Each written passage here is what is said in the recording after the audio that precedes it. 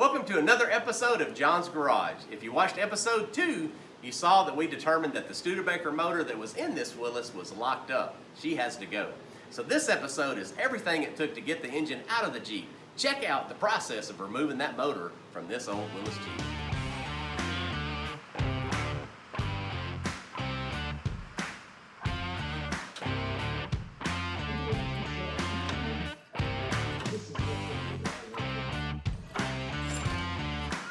Watch it.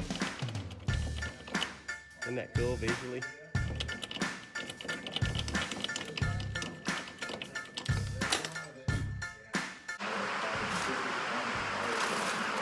Oh,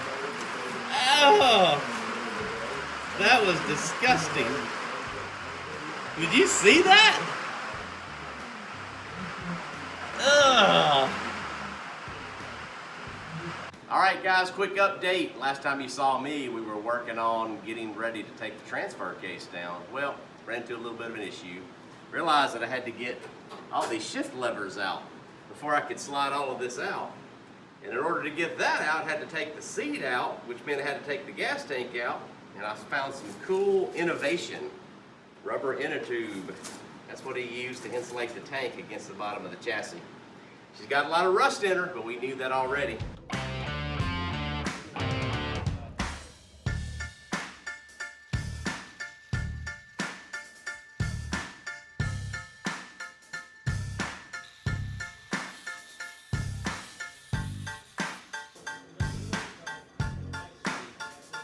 I think the motor may be free.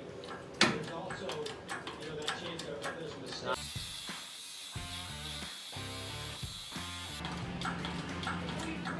We're free.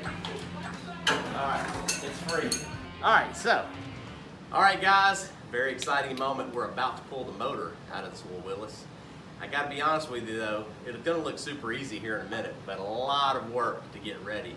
Down at my feet are a pile of parts that had to come off before today could happen. One of the main reasons is on this transmission, these shift levers, at least I can't figure out how they're removable.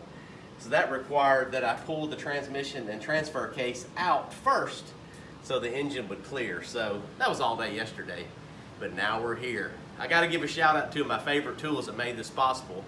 I mentioned this before, penetrant oil, but this is my favorite now. A lot of rusty bolts, a lot of fasteners wouldn't come loose. Had to cut them off, so thank you to the old cutoff wheel. All right, so here we go. Cut both motor mounts loose, cut a bunch of wires loose, a bunch of cables loose, throttle cable, etc. And now we're about to pull the motor out of the Jeep. Here we go, let's see if this works. Oh, gotta jack it up a little bit more. Oh, by the way, shout out to my buddy that loaned me the lift. Thanks, Zach. Tom. Gotta have friends.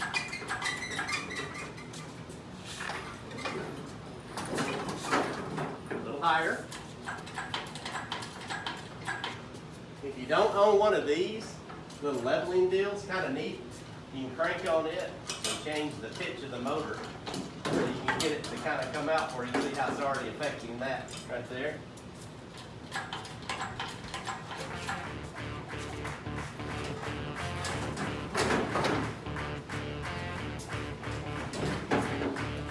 Oh, we got more wires. Done. I think that's actually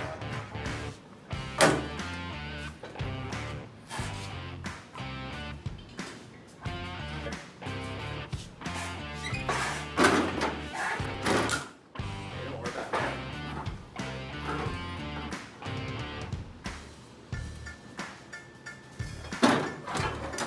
that. It's free. Free at last. And there you have it. A Studebaker Champion engine.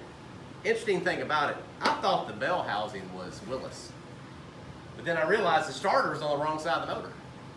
Makes sense though, because the starter goes with the motor. They had to keep the bell housing. So Mr. Peter created an adapter that's on the front of the transmission that made it work with the old Studebaker bell housing.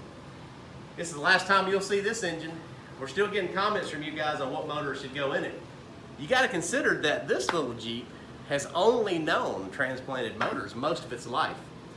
We figure this engine was installed sometime in the 50s. You figure it's a 41. So let's just say in 51 it was installed. So for only 10 years did it have a Go Devil in it, and since then it's had a 6-cylinder. So if I go with the 6-cylinder, don't be mad at me, all right? But there it is. That is all we want to try to do for now, because I'm whooped. It's been a long weekend.